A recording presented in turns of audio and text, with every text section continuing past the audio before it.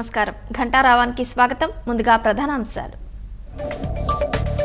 జనం భూములపై జగన్ పెత్తనమేంటన్న చంద్రబాబు. ఓటుతో తాడేపల్లి ప్యాలెస్ బద్దలు కావాలని పిలుపు.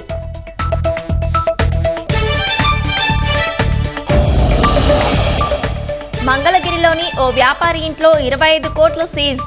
నగదు వైకాపా నేతకు చెందినదేనని సమాచారం.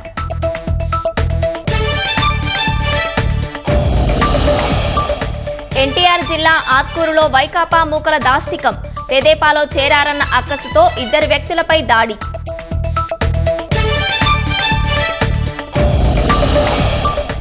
డీబీటీ నిధులు ఇప్పుడే ఇవ్వాల్సిన పరిస్థితి ఎందుకొచ్చిందన్న ఈసీ. జనవరి నుంచి మార్చి వరకు ఆర్థిక పరిస్థితిని తెలపాలని లేఖ.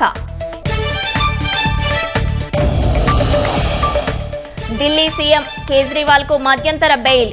జూన్ 1 వరకు మంజూరు చేసిన సుప్రీంకోర్టు.